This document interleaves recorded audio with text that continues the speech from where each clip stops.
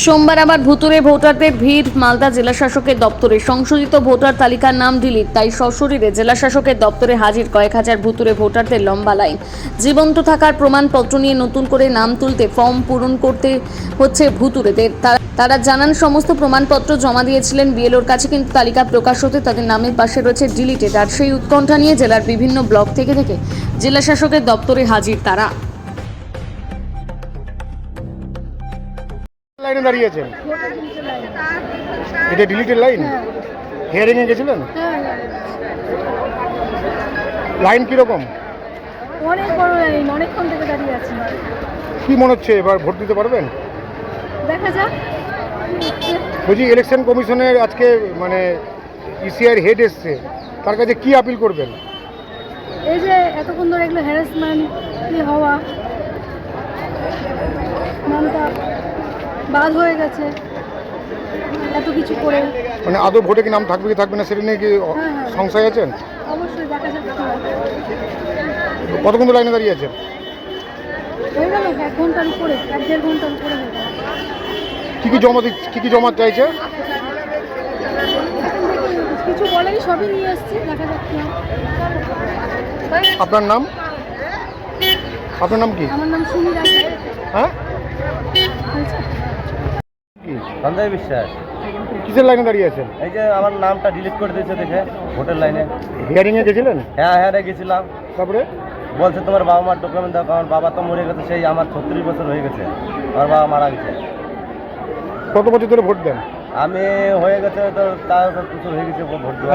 4-5 বছর হয়ে গেছে। কতক্ষণ ধরে লাইনে দাঁড়িয়ে আছেন? আমি এই যে আছি সকালবেলা, সকাল থেকে এই অবধি আছি, 10টার সময় আসছে।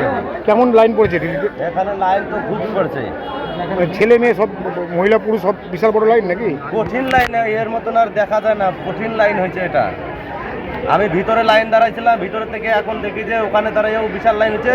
তারপরে এখন জেরেস করতে গেছি, এখন দেখি যে ওখান থেকে লাইনটা ভেঙে দিল, এখানে আসতে হলো। দিল্লি থেকে মানে ইলেকশন কমিশনের ফুল টিম এসছে, মানে ফুল বেঞ্চ এসছে, তার কাছে কি আপিল করবে? তার কাছে আমি আবেদন চাই যে আমাদের ভোটারটা যেন হয়, ঠিক আছে? মানে সংশয় আছেন ভোট দিতে পারবেন কি পারবেন না? আমি তো খুব আশা করছি যে যাতে আমাদের ভোটারটা হয়, এটা খুব আশা করছি আমি, যে আমাদের বাচ্চা কাচ্চা, আমরা বিদেশে খাটে খাই, আমাদের বাচ্চা কাচ্চার পরে কি হবে এই জন্যে আমরা খুব গুরুত্বপূর্ণ করছি। কেমন লাইনে ভিড় দেখছেন? এখন তো এখানে খুব লাইন ভিড় আছে, মোটামুটি 400 লোক হয়ে যাবে কোনায়। আর এইদিকে তো আরও আছেই। মহিলাদেরও ভিড় না? মহিলাদের তো বলবোই না, মহিলাদের তো আরও ভিড় হয়েছে। আপনার নাম? সঞ্জয় বিশ্বাস। কিসের লাইনে দাঁড়িয়ে আছেন? এটা আমার নাম ডিলিট হয়েছে, তার জন্য ডিক্লারেশন ফর্ম দিয়ে আবার সেই নামটাকে নাম নথিভুক্ত করার জন্য লাইনে দাঁড়িয়ে আছে। হিয়ারিং এ গেছিলেন? হ্যাঁ, হিয়ারিং গিয়েছিলাম, সমস্ত ডকুমেন্টস ঠিক আছে, তার সাথে নাম ডিলিট এসেছে।